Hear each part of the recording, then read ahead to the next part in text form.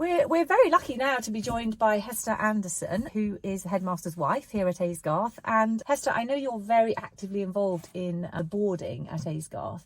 Could you just sort of tell us a little bit about the boarding as an introduction to that aspect of the school? Yes, of course. So children can start boarding with us here at Aysgarth from year 4 to age 8, and currently all of our year 4 children board at some point during the week. And boarding can start in what we call regular boarding, so they could board 2 nights a week, but we also have in that year group children who board weekly and children who are full boarders. And my role in the boarding house is to look after those younger boarders as they transition to boarding, get used to boarding, being away from home. And I think of myself, I guess, as school mummy. And the aim within the boarding house is to make it feel as cosy and as homely as possible, a home from home, if you like. And just like parents do at home, we kind of adapt and adjust what we do in the evenings to suit the needs of the children, depending on the time of the year, the time of the term. And boarding feels nurturing. We have lots of fun, but I will also, like parents do at home, help them with their reading, look at their weekly spellings, make sure they get to bed on time. And I'm that point of contact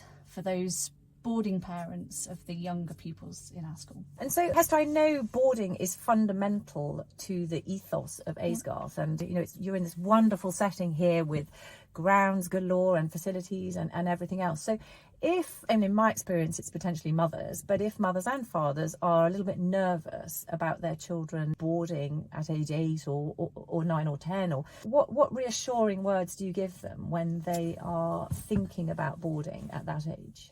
Firstly, I'd say I completely understand those nerves, and as a parent of boarders myself, I completely understand those feelings. And what I would say is I try and put the child at the centre of this. The children usually want to board, love boarding, and actually most of our boarders, when they start boarding, the request comes from themselves. And I would also encourage parents, communication is key.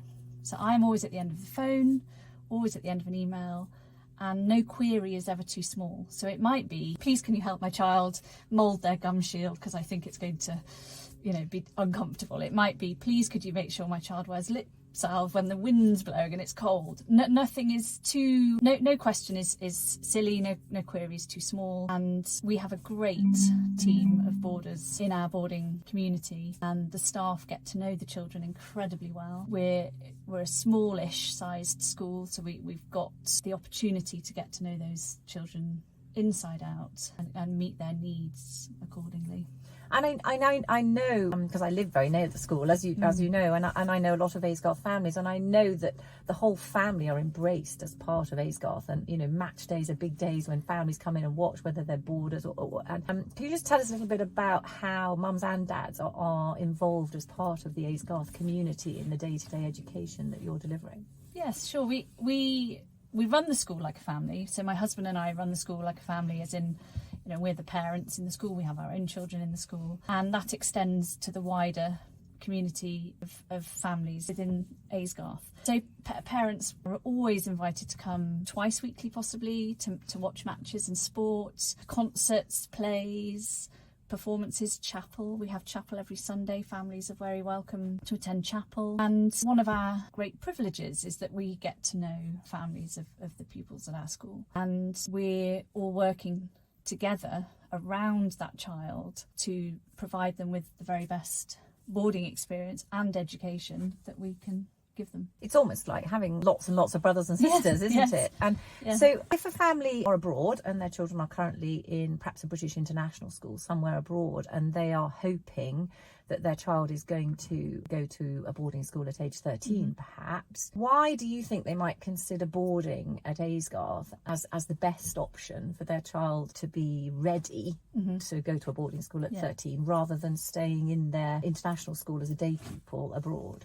Well, I think when you start boarding at a school like Aysgarth, you're joining, like we said, a very family orientated, cosy, nurturing boarding school where the staff are experienced and qualified and experts in helping young children develop. So starting boarding at a younger age allows children to practice, almost have a go at it whilst they're young and in this very caring, small environment before they head off to the much bigger, wider world of senior school.